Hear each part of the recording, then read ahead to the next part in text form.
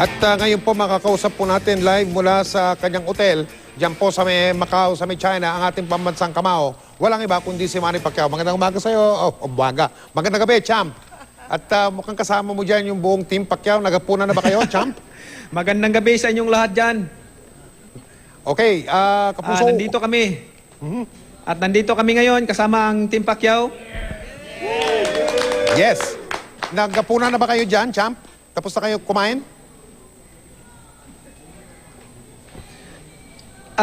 Inuna muna natin yung interview mo at after this, maghahaponan ako. Ay, marami namang salamat. Okay. Kamusta ang timbang para bukas, yung official weigh-in o official na pagtimbang na gaganapin? Kamusta ang timbang mo ngayong gabi, champ?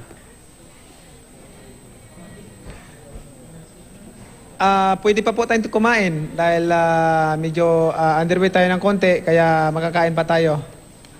At umaga po ang timbangan dito, live po yan, 7 o'clock in the morning. Okay. Mukhang di pinag-uusapan ngayon kung sino mananalo, kung hindi knockout. Na may nabasa akong report na sabi daw ni Coach Freddy Roach, 4 hanggang 6 na round. Ikaw naman daw, ang sabi mo, 2 round, champ. Babaksak itong si Rios. Saan ang gagaling itong kumpiyansya yung ito ni Coach Freddy, champ? Ha? Sa training namin siguro sa akin naman hindi ko iniisip yung knockout. Kung darating yung knockout, darating naman yun basta pagbubutihan lang natin, gawin natin ang lahat ng ating makakaya para makapagbigay ng karangalan sa ating bansa. Okay, champ, ito daw si Rios nasa nasa pinakamataas na punto ng kanyang pagiging buksingero. Nasa peak ika nga ng kanyang kondisyon at ng kanyang buksingero. Mas bata. Champ, ano mas mukha yata mas malapad ang kahan ng konti, mas matangkad. Ano masasabi mo tungkol diyan? Wala yan, puro salita lang yan. Hindi tayo pwede magpa-distract dyan. At naalala mo ba si David and Goliath? Anong puro sigaw lang si Goliath and then pag-atake ni David, isang ano lang. Isang strike lang. Baksak. Bulagta. Ganon. Okay. Champ, may napag-usapan na ba? Ewan ko kung dapat natin i-broadcast ito, pero siguro naman napag-aralan nyo na para wag nang maulit yung nangyari sa huli mong laban kay Marquez, champ?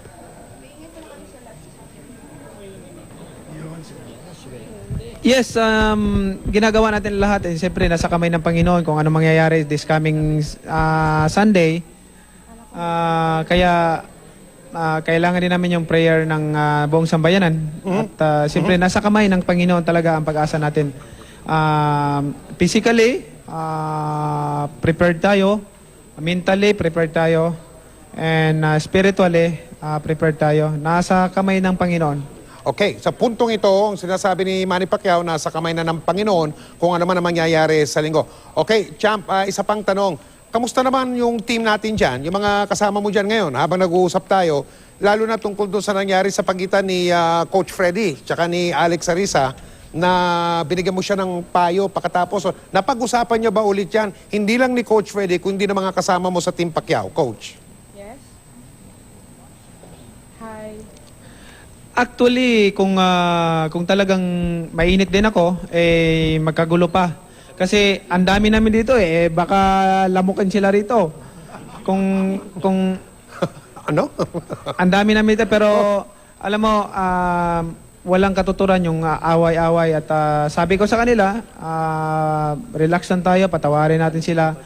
And then, sabi ko, doon sa press conference, sabi ko sa kanila na if any of you has a grievance against someone, forgive as the Lord forgave you.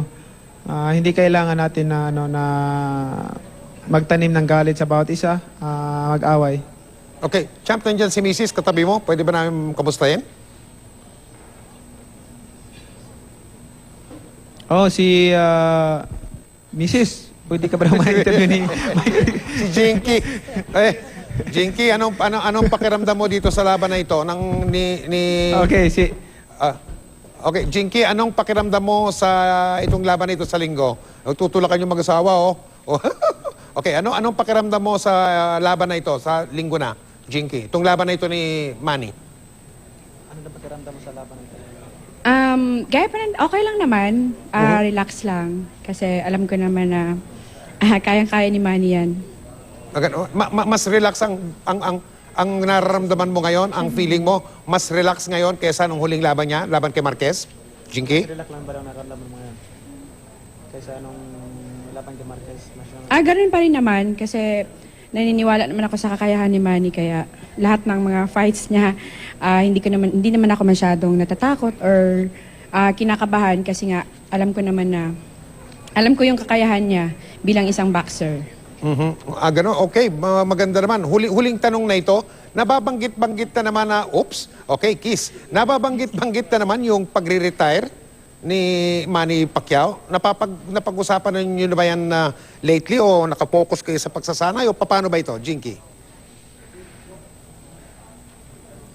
nababanggit yung pagre-retiro ko, napag-uusapan na ba natin at Interesting. nakapokus kayo sa fight natin, nakapokus kayo sa fight natin. Yung pag-retiro, parang inano ka na yun kay Manny. Siya na yung bahala, siya na yung magde-decide. Kami pwede na kami mag-suggest, pero ang last say, siya na yung magde-decision. Po? Swerte ngayon yan dinadala mo. Diyan kay Blessed po siya. Bless. Blessed po siya, blessed. Blessed by God. Manny, anong hinihiling nyo? Babae, lalaki? Anong hinihiling nyo, Jinky? Babae Okay o lang po lalaki? kahit babae or lalaki. Kahit ano, okay lang. Yeah, but I prefer a boy. Bakit? Oo, but Why? kung ano lang gusto ng Panginoon. Of course. Okay lang ako. Pero bakit lalaki ang nais mo sana, Jinky?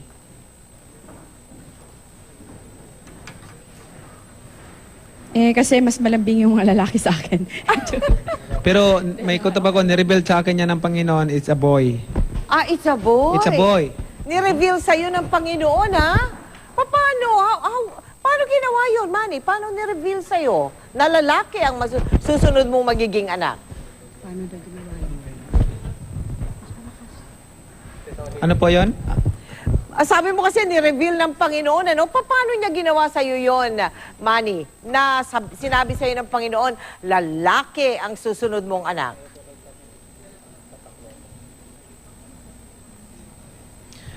May nag-dream kasi siya, nag-dream. Hindi pa namin alam na buntis pa si Jinky. Oo. Hindi pa namin alam na buntis si Jinky. And then, tapos nanaginip siya na may hinahawak daw akong lalaking bata. Baby na lalaki. And then, nagkarga ako. Tapos nagtaka siya, wala naman akong babing lalaki. Malalaki naman yung mga lalaki ko. So, yung bunso ko, babae naman. So, tapos yun, nalaman namin na buntis si Jinky. Oo. So, ang tingin nyo doon, talagang pinaparating 2 sa inyo months pregnant siya. So, yun na yun. pinaparating sa amin na lalaki yan. Oo nga. Naku, ngayon, sambayanan, magbabantay dyan, kung lalaki ba o babae ang susunod na anak ninyo. Narito muli si Mike. Okay, Champ, sa pagtatapos natin ngayong gabi para makapagapuna na kayo ni Jinky at ng Team Pacquiao dyan sa Macau, itong laban na ito, para ito sa Tacloban, para ito sa Pilipinas, kumpara dun sa mga nakalipas mong mga ilang laban dahil sa nangyari sa Kabisayaan. Bibigyan ka namin ng pagkakataon, dapat palang malaman mo ito mga nanonood, magkakaroon ng pagkakataon ng ilang mga Tacloban na mapanood ang laban mo sa pamamagitan ng mga gagawin ng GMA. Dadali namin yung laban mo ron at ipapanood namin sa ilang mga lugar sa Tacloban ang laban mo live, real time, sa darating na linggo dyan sa Macau, Champ. Gusto mo namin malaman mo yon. Bibigyan ka namin ng pagkakataon magbigay ng mensahe. Sige po. Unang-una, maraming salamat sa inyo lahat mga kapuso. Maraming salamat po sa lahat ng mga kababayan ko, buong sambayan ng Pilipino, especially doon sa mga taga-Tacloban, lahat ng mga naapektuhan ng lindol, bagyo, para sa inyo ang laban na ito. Ipagdasal po natin. Kailangan ko po yung dasal ninyo at suporta. At hayaan nyo, mabisita ko po kayo dyan after ng fight ko. Kaya po,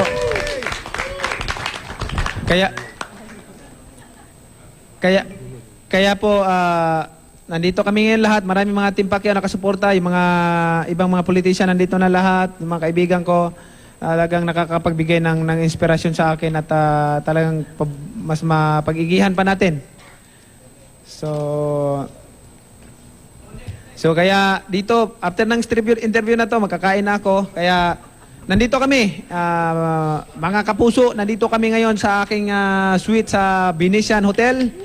At mula dito sa Macau, China, si Manny Pacquiao nakatutok 24 oras. Maraming salamat, Mr. and Mrs. Manny Pacquiao at ang mga miyembro ng Team Pacquiao Live mula sa Macau. Magandang gabi sa inyo lahat yan at mga kapuso, inuulit po namin. Magkakaroon po ng mga viewing stations ang GMA sa Tacloban para mapanood ng mga kababayan natin dyan ang laban ng ating pambansang kamaong Manny Pacquiao. Good luck sa linggo, champ! Thank you. Salamat.